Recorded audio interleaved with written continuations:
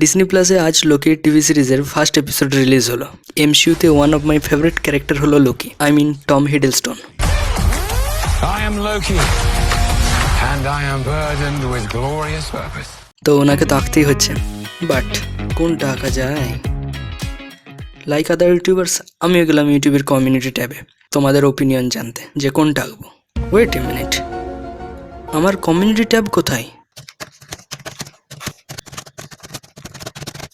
Two unlock community tab you will need 1000 subscriber. আমার সবে 400।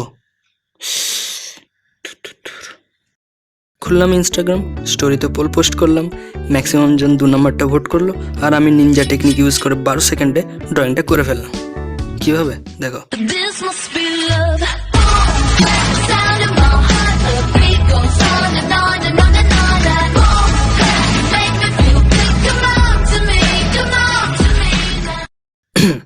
একটু বেশি হয়ে গেল না, সরি। ওকে, আর বেশি ভুল না বুকে, মেন মুদ্দায় আসা যাক। তো স্পাইডারম্যানের ড্রয়িংটা আপলোড করার পর ইউটিউব আর ইনস্টাগ্রামের 2 জায়গাতে অনেকে আমাকে জিজ্ঞাসা করলো, অনেকে বলতে মাত্র 4 জন, হ্যাঁ, অনেকে আমাকে জিজ্ঞাসা করলো যে আমি ডমসের কালার পেন্সিল ইউজ করে এত সুন্দর ব্লেন্ডিং কীভাবে করছি। তো বলি, স্পাইডারম্যানের ড্রয়িংটা বানাতে আমার অনেক দিন টাইম লেগেছিলো।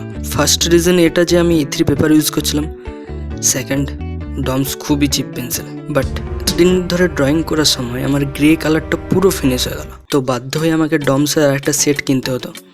তো আমি এবার ভাবলাম যে আগে আমি 95 টাকা সেটটা কিনেছিলাম, তো এবারে ডমসের যে সুপার সফট পেন্সিল সেটটা হয় না, যেটা 200 টাকার মতো নেয়, তো ওটা কিনলাম।